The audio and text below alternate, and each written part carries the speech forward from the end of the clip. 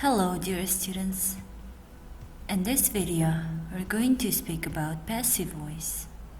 We often use the passive voice when it isn't said, noun, or important who does an action. For example, Andy's bike has been stolen. Somebody has stolen Andy's bike, but we don't know who. In passive sentences, the object of the verb, which is bike in the example, becomes the new subject. However, if we want to say who did the action, we may use the preposition by. For example, Gladiator was directed by Ridley Scott. Passive voice is formed using the verb to be and past participle. For example, the house is cleaned every day. Here we have the present form of the verb to be is and past participle cleaned. To make negatives and questions, we do the same as we always do with to be.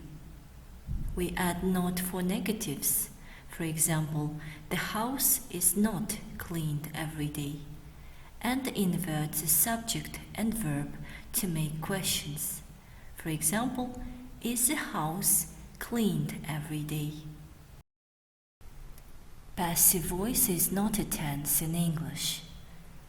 Each tense has its own passive voice.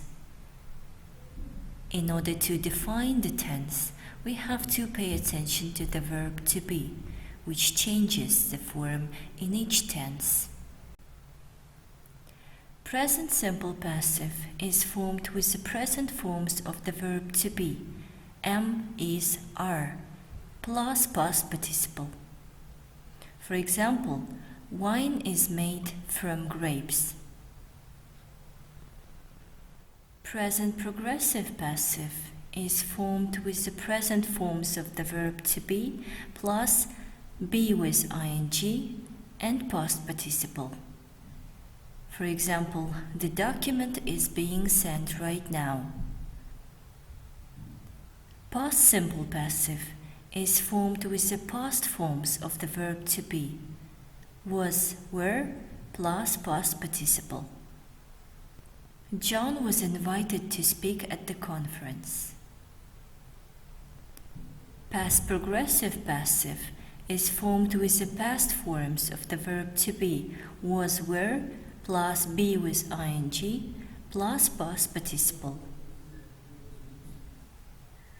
The dog was being washed when I got home.